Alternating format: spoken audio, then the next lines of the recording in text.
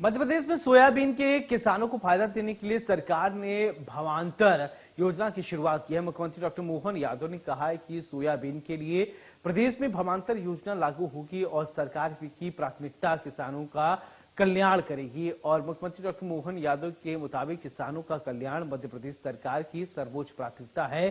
सरकार सोयाबीन उत्पादक किसानों को किसी भी हालत में घाटा नहीं होने देगी। वहीं प्रदेश में भावांतर योजना लागू होने के बाद किसानों में खुशी का लहर दौड़ रहा है। और बताया जा रहा है कि किसानों से खास बातचीत में हमारे सहयोगी नितेश शुक्ला ने की है। किसानों का क्या कुछ कहना है, ये सुनते हैं। हम सरकार की भावांतर योजना के विषय में बात करें, जिसमें मुख्यमंत्री सीएम मोहन यादव ने भावांतर के लिए नई योजना लागू करी है, जिसमें किसान हित के लिए किसान की जो फसल होती है, किसान की जो उपज होती है, उसके भाव में कहीं कमी आती है या उपज सही रेट में नहीं बिक पाती है, तो उसके लिए भावांतर योजना आई है। इस विषय में हम बात करेंगे हमारे किसान भाइयों से कि इनके लिए भावांतर योजना में किस तरीके से इनको फायदा मिलता है। भावांतर योजना एक बहुत अच्छी योजना है। इससे पहले मुख्यमंत्री शिवराज जी ने भी एक बहुत साल पहले भावांतर योजना चलाई थी। फिर इसके बाद जो बंद हो गई थी, उसके बाद मोहन जी ने दोबारा चालू किए, उसके लिए हम उनको बहुत बहुत धन्यवाद देना चाहते हैं। भावांतर योजना से सर्वेयरों की लूट और वेयर हाउसों पर किसानों के साथ अभद्रता, इन सारी समस्याओं से निजात हुआ है। मुख्यमंत्री जी को बहुत बहुत धन्यवाद।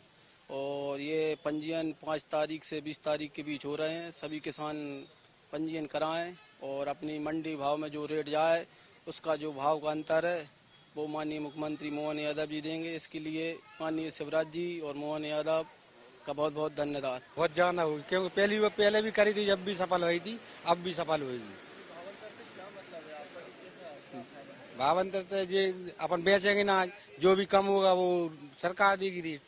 भाव का अंतर है। भाव का अंतर है।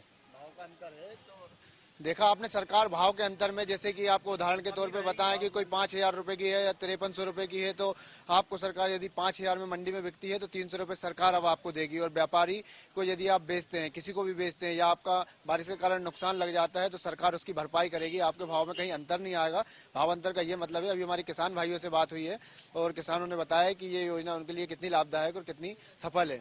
कैमरामैन अजय कटियार के साथ नितेश शुक्ला, भोपाल, इंडिया न्यूज।